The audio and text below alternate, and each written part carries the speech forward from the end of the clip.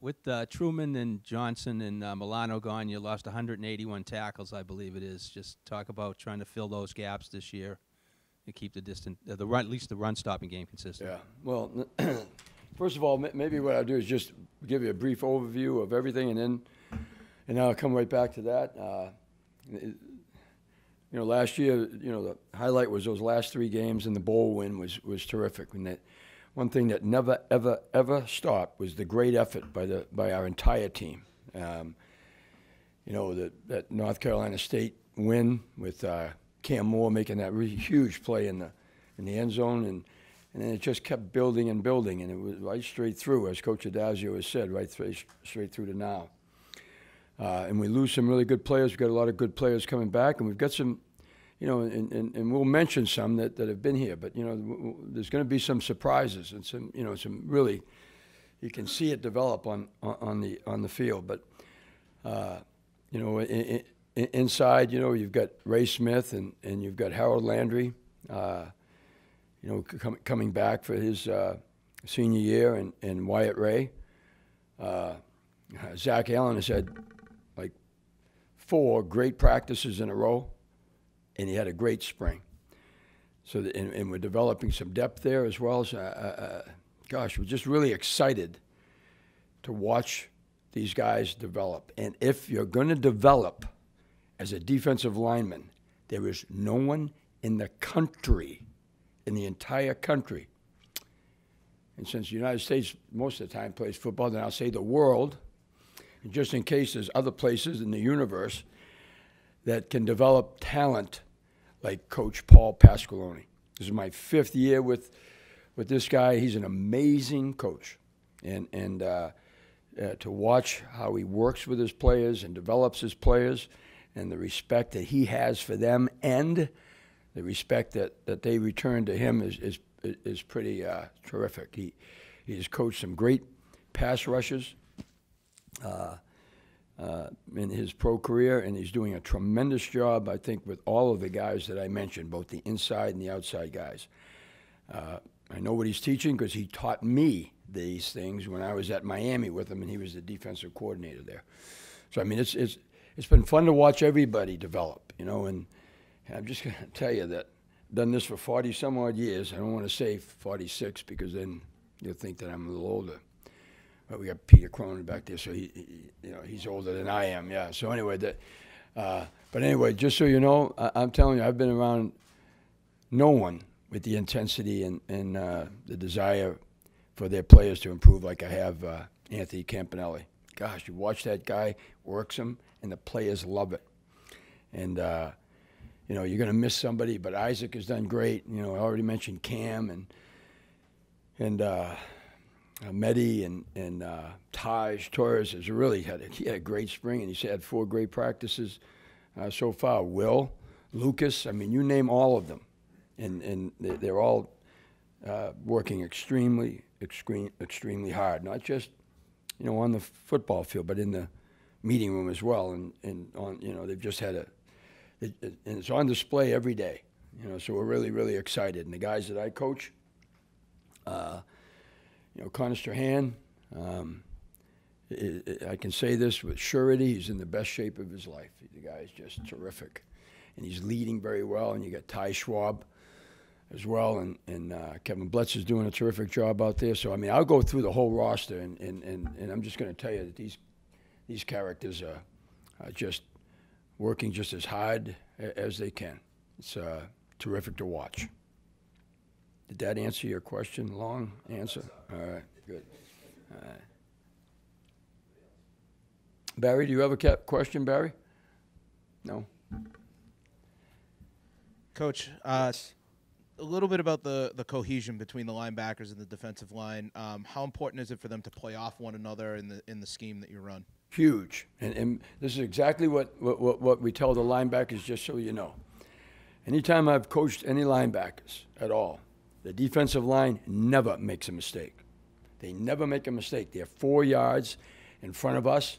We expect them to be aggressive. Most of the time, they'll be in their gap, exactly the way they should be. But when they're not, we have time, if we understand the scheme, then we can help just play off of them.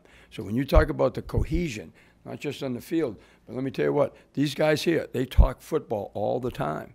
You know, you go down in the locker room and they're talking about, they're not talking about the Red Sox or the Bruins or the Celtics or anything of that nature. You know, what they're talking about is, hey, what about the zone scheme? And what are the tips? And what are the leans? And things of that nature. I mean, it's marvelous to watch. It's just exactly the way it was when I left here way back in 1994.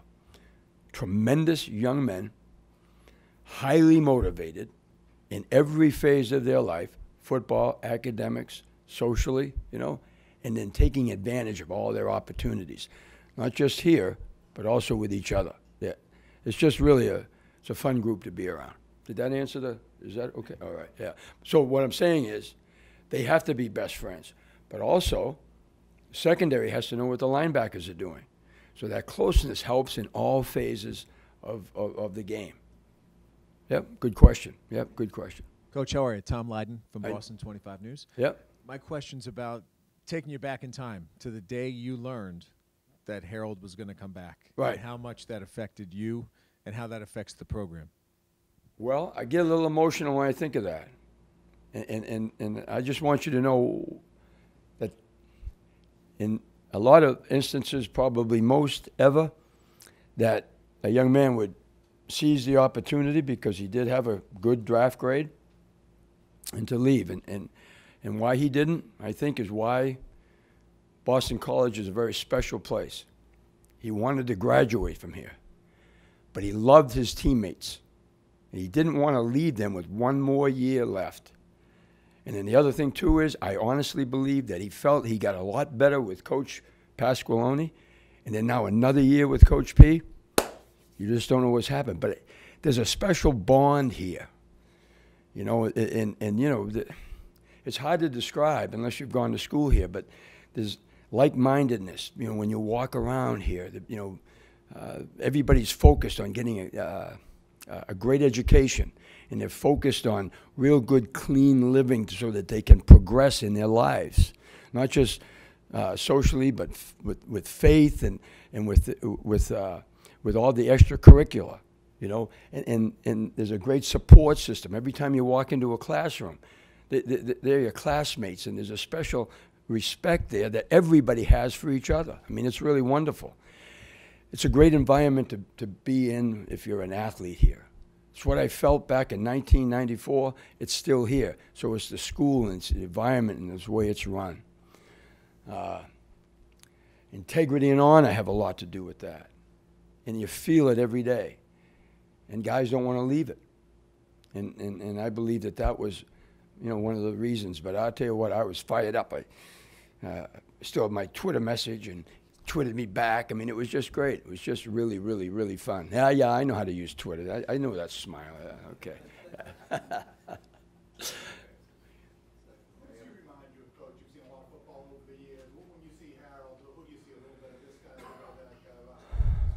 Well, you know,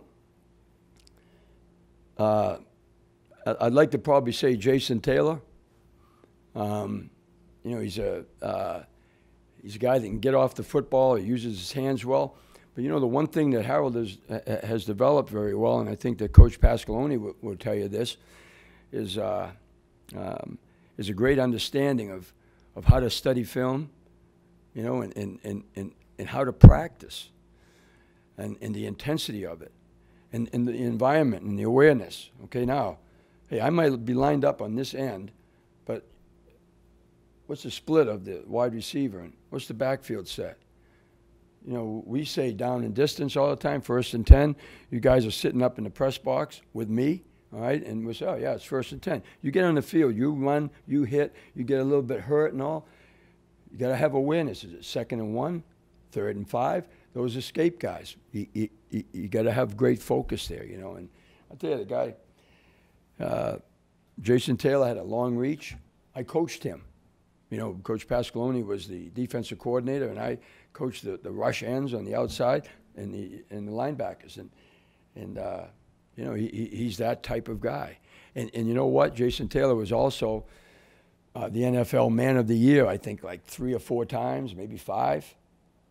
So I would also include that as part of the evaluation of what you just asked me to do, because Harold Landry, I think, is a really great man. Great, great, great young man. Coach, Coach Adazio talked about Isaac at the cornerback position, the speed he brings and the experience. I covered him in high school. He was fast then. I don't know.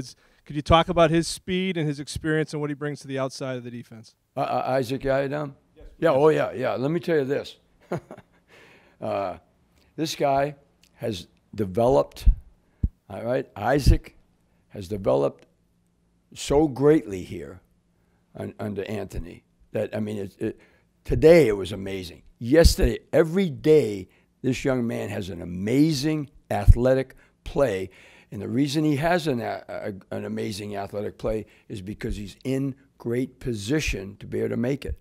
You know, see, you stand up there and you watch, oh, look at that. This guy missed that. Or that guy. There's a lot that goes into what we do, a ton that goes into what we do. And unless you're totally focused and highly energized, I'll tell you, it's hard to get in the right position all the time.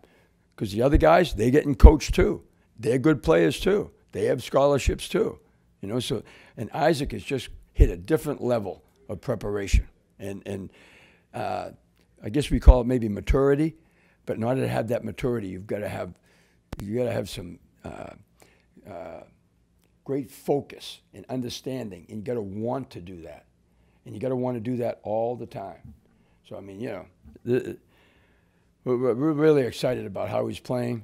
Really excited about how he played last year, and again, how he's playing in spring, as well as these first just 4, but he's been outstanding.